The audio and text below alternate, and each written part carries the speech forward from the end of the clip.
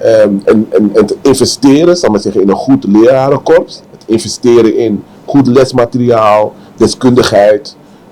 Dat zijn wel hele belangrijke factoren die beter kunnen.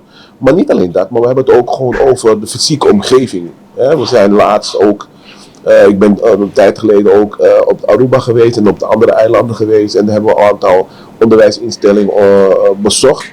Nou, een van de onderwijsinstellingen had ook een heel duidelijk fysiek probleem. Dus de klaslokalen waren niet goed ingericht. Er was een gymzaal wat nog niet helemaal afgebouwd was, al jarenlang.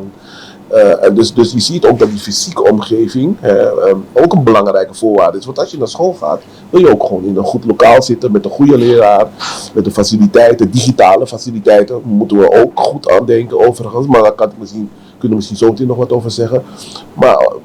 En al die andere faciliteiten, die heb je ook gewoon nodig om een goede omgeving te creëren, waarin kinderen zich prettig voelen, waarin ze zich dus ook makkelijk kunnen ontwikkelen. En die digitale, daar zei ik net al wat over, is ook een hele belangrijke, omdat anno 2025, 26 is het inmiddels, gaat ook heel veel leerstof, leeromgevingen, digitale leeromgeving is ook een hele belangrijke factor. Dus die connectiviteit op de eilanden is denk ik ook een hele belangrijke, dat moeten we ook gewoon goed geregeld hebben. In 2026, het digitaal tijdperk kunnen we niet meer uit ons leven bannen. Dus het goed inrichten van een goed leersysteem, een goed digitaal leersysteem is denk ik van essentieel belang.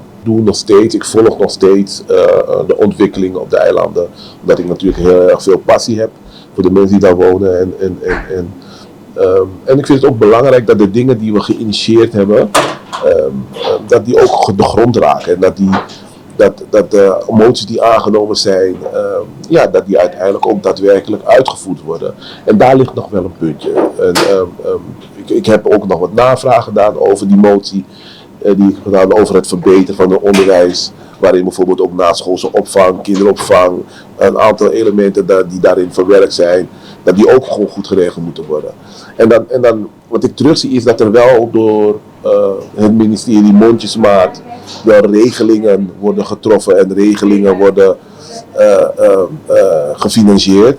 Maar dat is natuurlijk niet helemaal waar we het over hebben. Wat we nodig hebben is echt een masterplan, een onderwijsmasterplan die echt ervoor gaat zorgen dat er goede, stevige, structurele hervormingen binnen het onderwijs gaan plaatsvinden.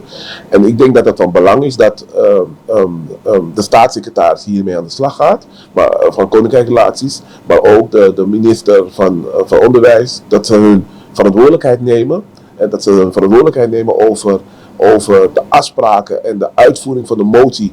Want laten we wel wezen, een parlement is er ook niet voor niks. Een parlement heeft besloten, heeft de opdracht gegeven om deze motie uit te voeren. Nou, dan kan het niet zo zijn dat een staatssecretaris en een minister van Onderwijs, dat ze dat naast zich neerleggen. Ik vind dat zij daar hun verantwoordelijkheid moeten nemen. Ik daag ze ook uit om die verantwoordelijkheid te nemen, om nog meer te doen